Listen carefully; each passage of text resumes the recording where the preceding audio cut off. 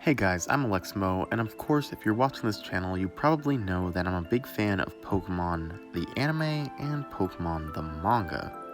And today I want to talk about something kind of similar between the two, which is that Go from the anime and Kris from the manga are very similar characters. So that leads me to today's What If, which is a simple concept. What if Kris from the manga was in the anime, and if she was Go's rival? I'm going to be taking most of the important plot points from Kris's journey and inserting them into the anime and having them become involved with Go's storyline. And if you're an anime fan that knows nothing about the manga, don't worry, you can still watch this video. I'll be explaining all about Kris. All you need to know is that she is a Pokemon catcher trying to fill up the decks, just like Go. Anyway, let's get right into the video.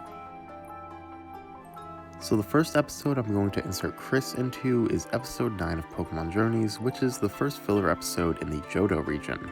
The plot of the episode would be pretty much the same except for the first 5 or so minutes, which starts with Go trying to catch some Slugma, but them overwhelming him and him being unable to catch them. This is when Kris introduces herself by saving the day and catching the Slugma.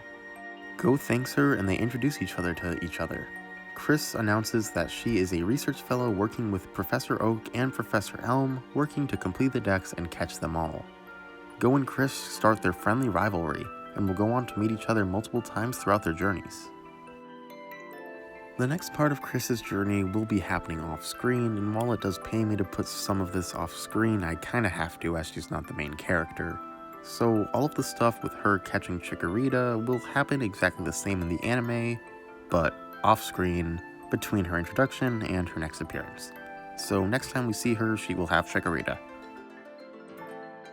Alright, so next up is another, I guess, filler episode, maybe 20-ish episodes into the series, which is when Bill would message Oak and Cerise, two researchers that he knows, and tells them that the Pokemon storage system is currently down, and he needs to find a solution on how to fix it. Since Oak and Cerise want to help out, they send their research fellows on a mission to help out, being Kris and Go. The two of them have to team up to figure out what the problem is, and eventually find out that Team Rocket caused the problem with the storage system. The two of them work together and defeat Team Rocket, and the storage system is back up. Alright, next up we're moving on to the Zapdos episode, which I believe is episode 40. If I'm wrong, correct me in the comments. Anyways, we know that in the manga, Kris is saved by Lieutenant Surge at one point, so I want that to happen the exact same way here. Surge would end up saving Kris, so Kris would go with him to Vermilion for a little bit. While she was in her stay in Vermilion, the plot of the Zapdos episode would happen, and she would end up deciding to go and catch Zapdos and go to the power plant, where she would end up meeting with Go. The two of them, along with Ash and Lieutenant Surge, would have to all team up and defeat Zapdos. In the end, Kris and Go both throw their Pokeballs, kinda like in the Totodile duel, and neither of them know which one caught Zapdos. Of course, in the end, Zapdos breaks out of its Pokeball, so it doesn't really matter, but however, this helps establish the rivalry between the two, and both of them deciding one day they will beat the other to capturing Zapdos. The next part of this journey all happens before episode 53, which is the Suicune episode. Maybe this would all happen in like a Pokemon Chronicles type episode, I don't know.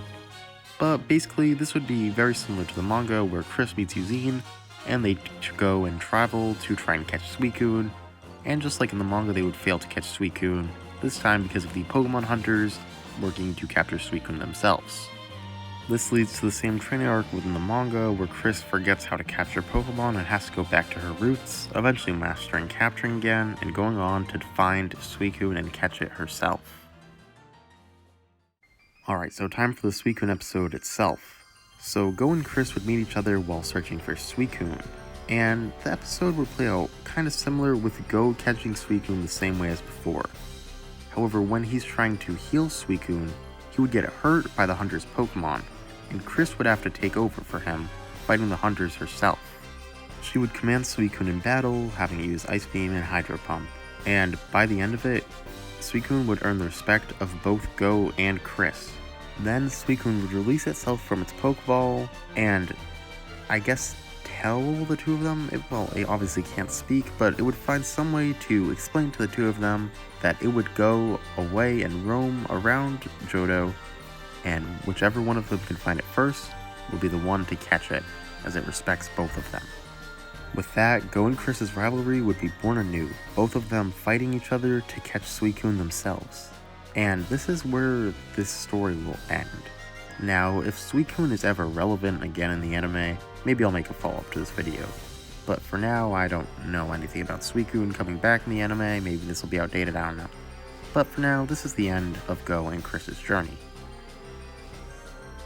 And that's a wrap on this video. This ended up being a bit shorter than I thought it would be, but I guess that's since it only had to cover a couple episodes. Anyway, if you enjoyed this, please let me know in the comments, leave a like, all that stuff, and I'll try and make some more videos like this in the future, merging the anime and the manga, so stay tuned for those.